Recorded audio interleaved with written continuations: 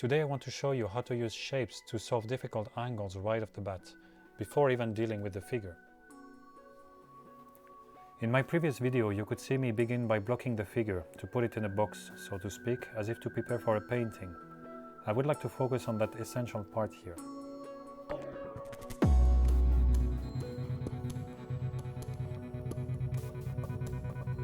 So here's a pose that is not obvious because there's so much overlapping of the limbs.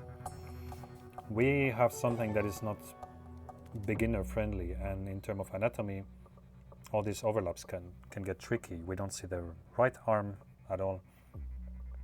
So usually what I like to think is, how would the model fit in a shape? How does it take space in 2 dimensions in front of me? And in my mind it looks something like that. You can see that the angles of the model are still respected.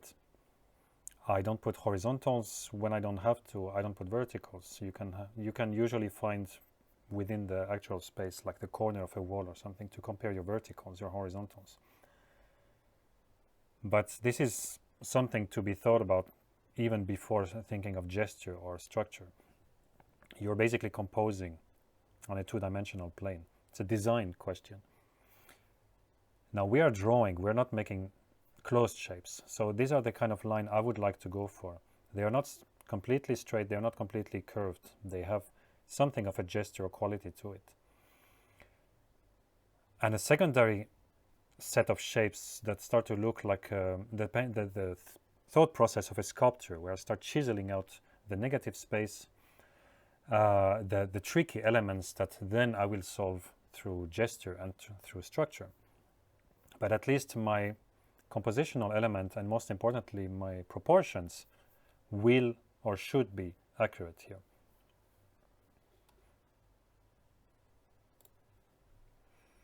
Here's a tricky pose.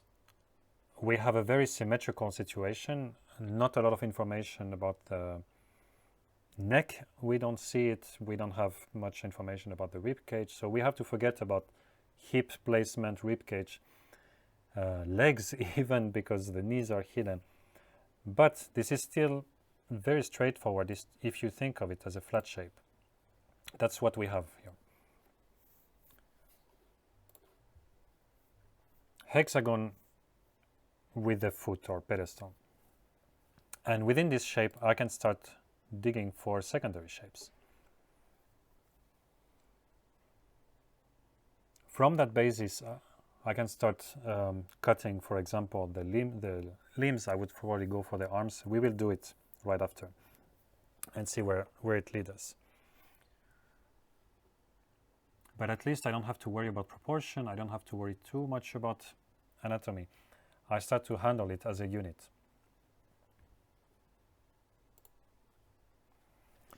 Here's a tricky one, because even if I were to put it in one closed space, this arm is very prominent. It's standing out too much. So there are 2 ways to go, and that's up to you. I decided here, for example, to close it, and I have a huge negative space within my primary shape. That's okay. It's not right or wrong.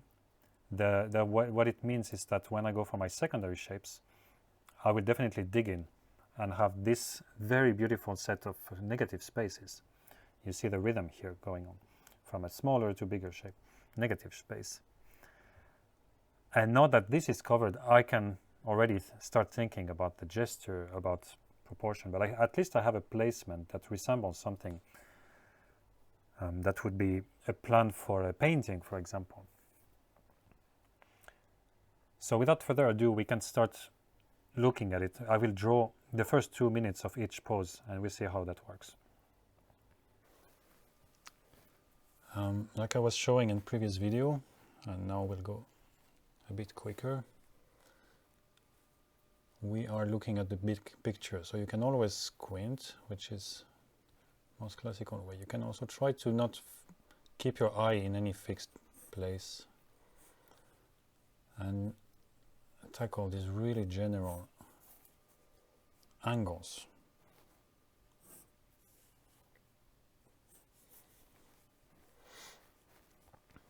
Like this. that his face is even receding further than that.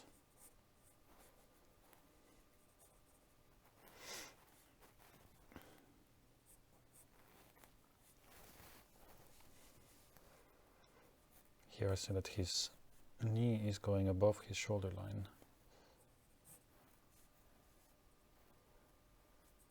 And the leg takes almost all of the space.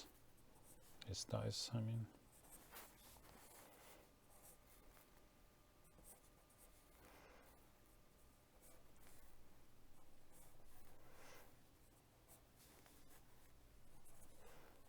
I'm drawing this in relationship to this. I'm not forgetting where things come and go. And then here, I don't need to go in detail of the hand, but this is about placement.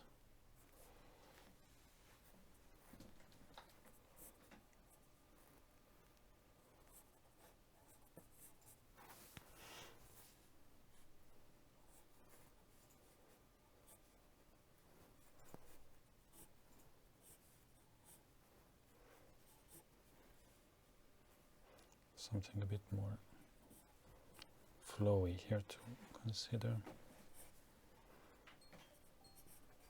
There we go.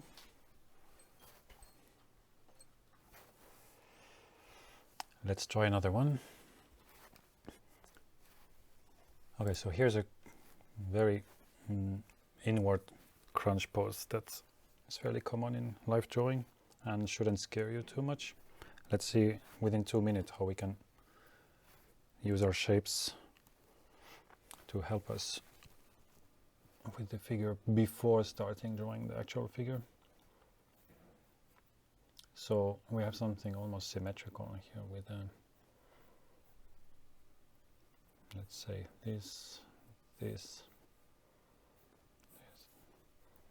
then I can go the other way. You can consider, I keep talking about the minimum amount of lines you would need. So this is like a hexagon, basically. And then once you have decided on this, let's call it ideal form or abstract form that it would fit in, then you can look for what still keeps it within the realm of figure drawing. So for example, I have a little bit of the shoulders here, I put them right away, and the knees. And don't hesitate, especially here you can find secondary shapes within the first one. So we have this sort of tip of a rocket or something that comes down. So I'm treating him like an abstraction. But while I progress within this shape, then we start to have the figure itself. And you see that I'm not stopping, but I'm progressively moving into what I would call just figure drawing. But I keep in mind, you know, this is my elbows, and so on. I can refine this form. But at least I have what I need already cleared out.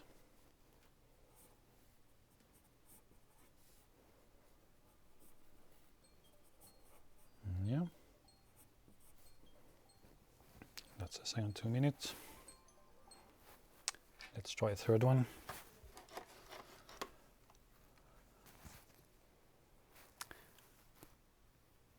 Okay, here's number 3. Another one we're missing some information, but we do have a very nice, you know, flow to it. And how do I translate this? How do I keep, let's say, okay, I can have my shoulders. There's something here that will need to be abstracted a little bit, especially head and feet, they will fit. So this is a bit of a heresy what I'm doing, and that's okay. I'm working in 2 dimensions first, and then I will move to my 3 dimension. I come back to it and come back to it. Drawing is a translation. You move from 3 dimension to 2 dimension, and I think the most successful drawings is the one who are aware of it. that we are not trying to be hyper realistic. We are trying to draw what we saw, what we as the artists, with someone with a unique sensibility, unique interest also. Someone might be more interested in the, let's say, a dancer might be more interested in the position of legs, someone might be more interested in the anatomy or in the emotional, maybe, feel of it.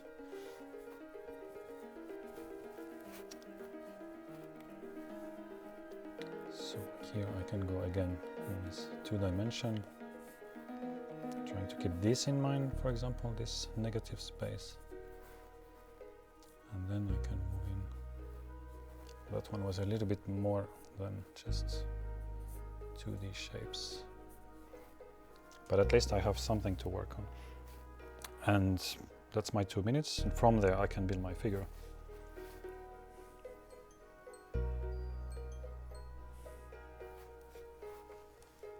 If you found this video useful, feel free to like it, to share it, to comment, to pass it further to your friends or even enemies, as it will help me grow further and give you additional content in the future. Thank you very much for watching.